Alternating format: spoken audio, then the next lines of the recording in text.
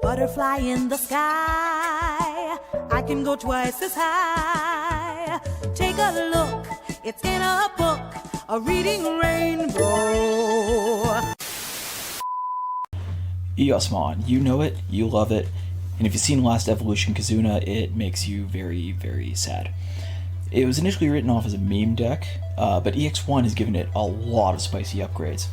I recently took this deck to an undefeated finish at the last tournament for MTG Girls Discord server, so today I'm going to show you how I pulled it off.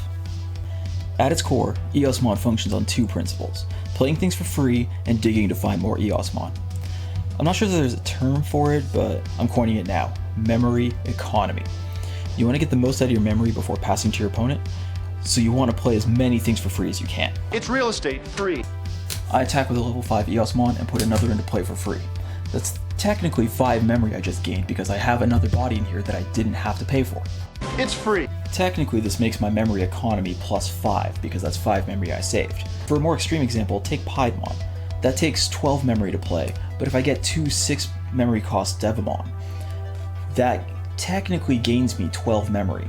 So I got 24 memory worth of my 12 memory investment. That's what makes Eosmon so powerful, is all of the free things you get to play. From free Tamers, free bodies. It's just a very powerful strategy. This is free real estate. First off, we have our Digi-Eggs. I went with the 4 Argomon and 1 Pinamon. Ultimately, they don't really matter. For the most part, they're really just there to turn on my green rookies and to turn on my green options.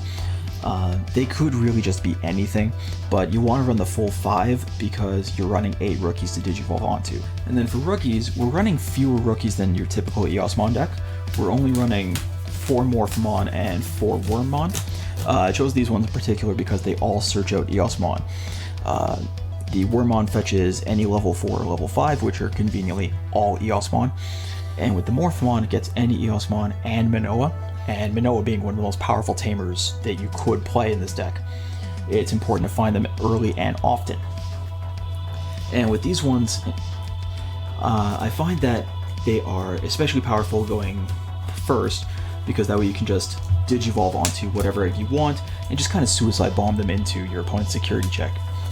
With only 1k DP, it's a very, very high chance that they're going to get knocked out in security, and thus triggering the on-deletion effect, and thus kind of kickstarting the whole engine. Then we have our level 4 Eosmons. We got all 4 copies of those. And these ones are fantastic for as like your turn 1 play because it lets you play a level 4 White Tamer for free without paying his memory cost, so that gives you more memory economy. So technically, if you think about it, if you have this on turn 1 and you play Manoa for free, you've played 8 memory worth of things for a 4 memory investment. It's a free house for you. Well, it's probably going to get worse in BT7 with all the extra Tamers and hybrids running around. I find that it's still well worth the risk by getting the free Manoa into play. So it's definitely something I'm going to keep in there. Next up, we have the core of the deck. We've got 15 copies of Eosmon.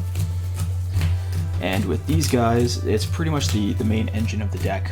You want to play them as often as possible. You want to play them early. If it's your turn 1 play, it's not the end of the world, giving them the 5 memory.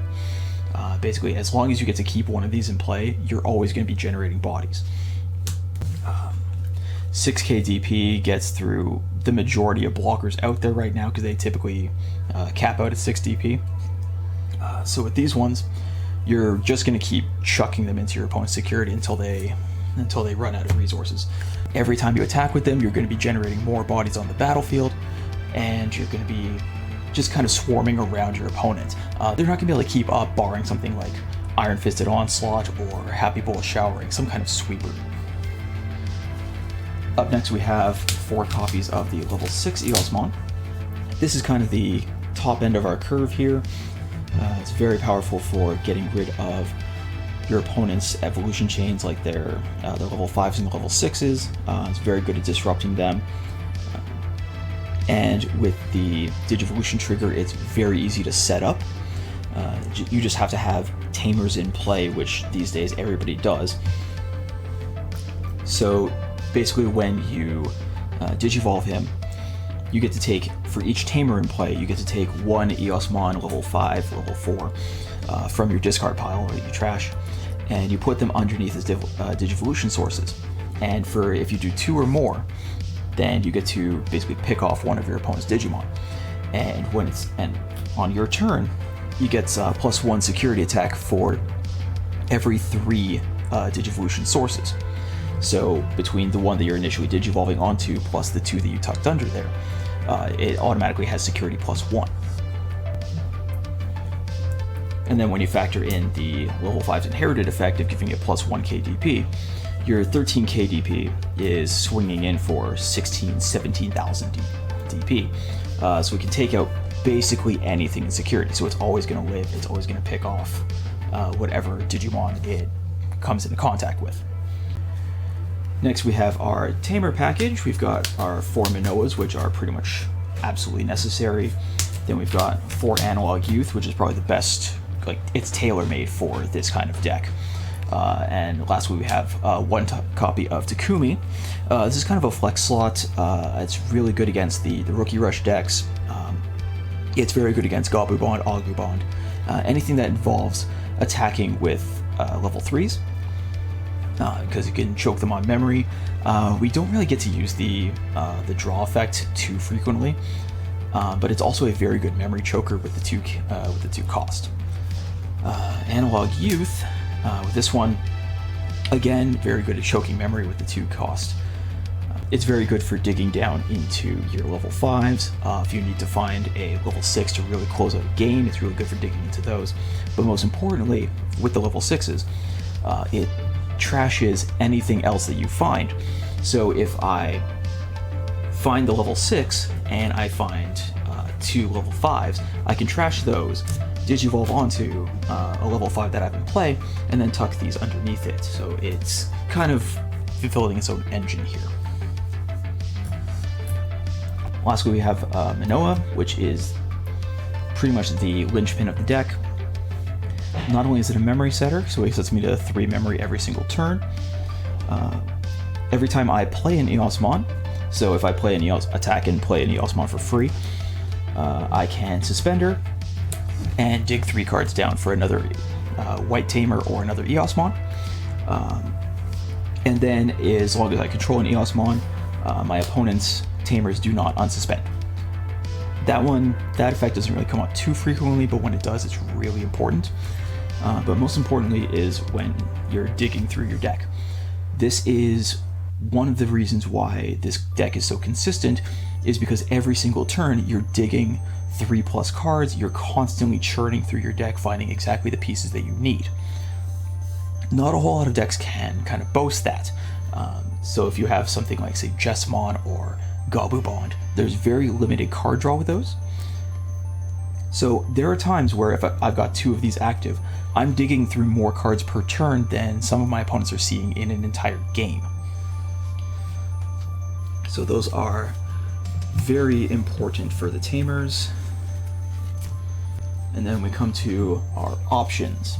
Now, one thing I'm noticing with a lot of Eosmon lists is there aren't running too many options. And I think that's a mistake, because that is really the best way to interact with our opponents. So right now I'm running 4 Cutting Edge, 3 Flower Cannons, and 3 Win Rate 60%.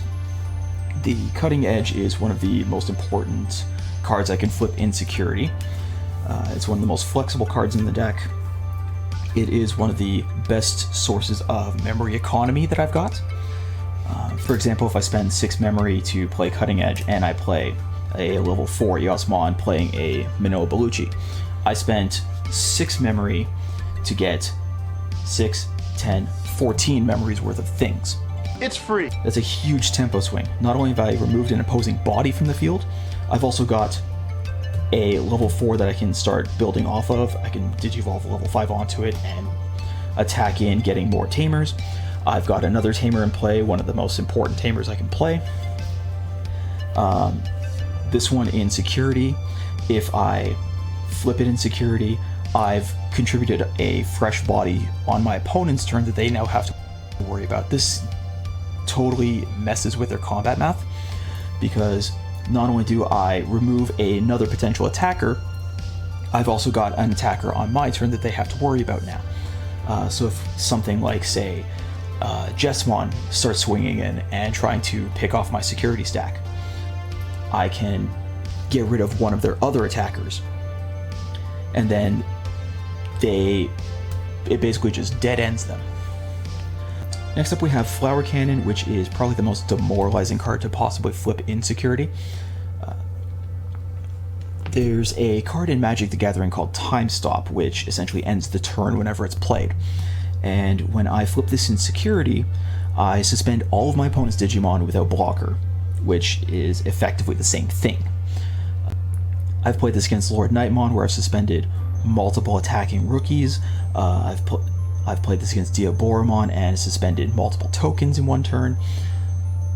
I've even played it against Gabubond, where they do their attack unsuspend trigger, and I flip a Flower Cannon and I suspend them so they can't do that again. So it basically shuts down their entire turn, which is a huge tempo swing, because that's usually the turn that they're about to go off and just kill me. So I get to take my turn and swing wide with all my Eosmon and just take them out of the game.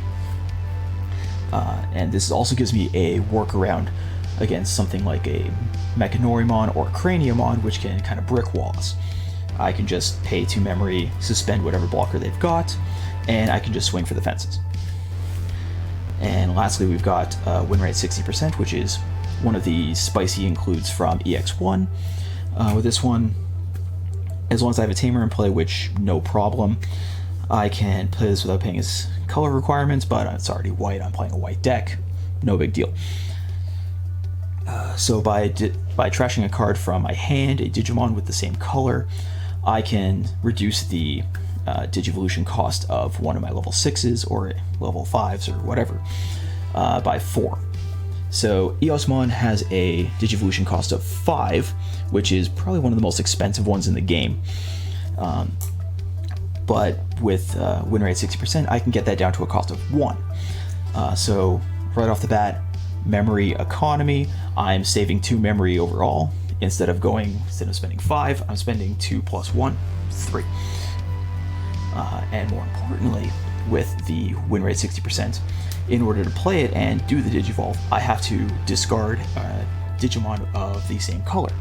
So I can pitch an Eosmon to my trash, and then tuck it underneath with the Digivolution trigger, thus building up my own Eosmon level 6, making it stronger. I get to put cards in my trash where I need them to be for that effect. So overall, it's just a very powerful card. So, why is this such a good deck right now? This deck absolutely obliterates decks that rely on a level 6 and building up to that. Your decks like your Diaboromon, your decks like your Eosmon, your Gabubond, Agubond, even Lord Nightmon to a degree. Basically, those decks rely on building up to their ace and clearing out your security stack in effectively 1 turn. So with this deck, because of my option package, because of all of the free ways I have of generating card advantage and building up my board, I can swing around my opponent while they're trying to assemble all the pieces, because these decks function on going level 3, level 4, level 5, level 6. I'm basically starting off at level 5. So I just have to go 5 to 6 if I need to.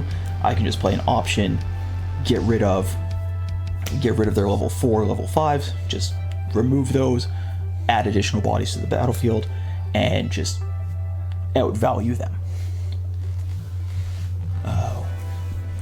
The weaknesses I've found with this deck typically are your Security Control and 3 Musketeers matchups. These are decks that are very removal heavy.